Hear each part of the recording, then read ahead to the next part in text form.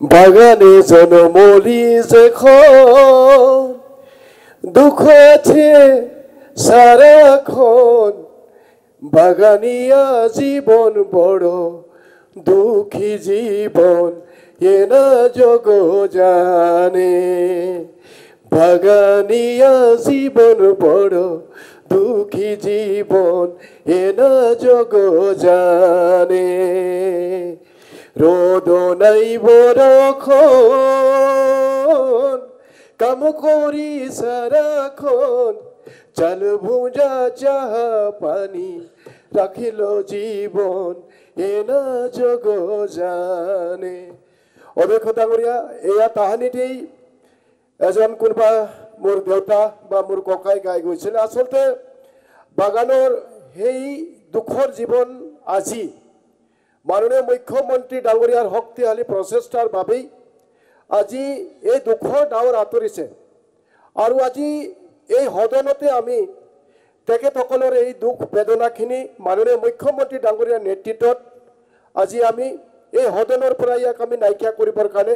সক্ষম হৈছোঁ অধ্যক্ষ ডাঙৰীয়া সেয়া কেৱল মাটিৰ পাত্তা নহয় অধ্যক্ষ ডাঙৰীয়া সেয়া বৃহৎ আদিবাসী চাহ জনগোষ্ঠী সমাজখনৰ সেয়া আবেগ সেয়া তেওঁলোকৰ প্ৰাপ্য তো গতিকে নিশ্চিতভাৱে আজি দেশ স্বাধীনতা লাভ কৰা ৭৮ বছৰৰো পাৰ হ'ল আৰু তাৰ পাছত আজি আমাৰ মা দেউতাসকলে এই অধিকাৰ পাবৰ কাৰণে সক্ষম হ'ব অধ্যক্ষ ডাঙৰীয়া মই যিখন চাহ বাগিচাত এতিয়াও যিটো মোৰ ঘৰ মোৰ ককাক ব্ৰিটিছে লৈ আহিছিলে উৰিষ্যাৰ কোনোবা এখন জিলাৰ পৰা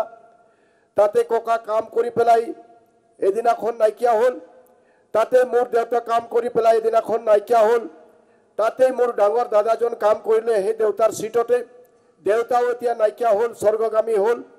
আৰু এতিয়া মোৰ সৰু ভতিজাজন তাতে কাম কৰি আছে আৰু এতিয়াও আচলতে আমি এই মাটিৰ অধিকাৰ আমি পোৱা নাছিলোঁ মাননীয় মুখ্যমন্ত্ৰী ডক্টৰ হেমন্ত বিশ্ব শৰ্মা ডাঙৰীয়া আজি হাজাৰ হাজাৰ শ্ৰমিকৰ এই বেদনাখিনি অন্তৰ সৈতে আচলতে উপলব্ধি কৰিলে যাৰ কাৰণে আজি হাজাৰ হাজাৰ শ্ৰমিকে এই অধিকাৰ পাবৰ কাৰণে গৈ আছে অধ্যক্ষ ডাঙৰীয়া মই বিশ্বাস কৰিছোঁ যে নিশ্চিতভাৱে এই অধিকাৰৰ পৰা আমাৰ শ্ৰমিকসকলৰ জীৱনত এটা আমূল পৰিৱৰ্তন আহিব ইতিমধ্যে ৰূপেশ কুৱালা ডাঙৰীয়াই কৈছে যে হয় মালিক গোষ্ঠীয়ে হওক বা মেনেজাৰে হওক সদায় ভয় ভাবুকি দি পেলাই শ্ৰমিকসকলক ৰাখে অকণমান যদি কিবা এটা ভুল হয় তেওঁলোকক ভাবুকি দিয়া হয় যে ঘৰৰ পৰা ওলাই দিয়া হ'ব বহু এনেকৈ চাহ বাগিচাত আপোনালোকে কাহিনী পাব যে কোনোবাই যদি অকণমান এক পোৱা চাহপাত লৈ গৈছে কোনোবাই যদি সৰু এটা ভুল কৰিছে তেতিয়াহ'লে সেই শ্ৰমিকজনক তেওঁৰ ঘৰৰ পৰা উলিয়াই দিয়া হৈছে তেওঁলোকৰ পৰিয়ালৰ পৰা উলিয়াই দিয়া হৈছে আৰু সেই পৰিয়ালটো পথৰ ভিকাৰী হৈ পেলাই ৰৈ গ'ল এনেকৈ বহু কাহিনী আজি চাহ বাগিচাসমূহত আমি দেখাবলৈ পাওঁ আৰু তেনেকৈ এটা পৰিৱেশক সম্পূৰ্ণভাৱে আঁতৰাই পেলাই মাননীয় মুখ্যমন্ত্ৰী ডাঙৰীয়াই আজি যি শক্তিশালী পদক্ষেপেৰে এই মাটিৰ পাট্টা দিব এই কেৱল মাটিৰ পাট্টা নহয় অধ্যক্ষ ডাঙৰীয়া এই মাটিৰ পাট্টাৰ জৰিয়তে এই আদিবাসী চাহ জনগোষ্ঠী সমাজখনৰ এটা ডাঙৰ পৰিৱৰ্তন আহিব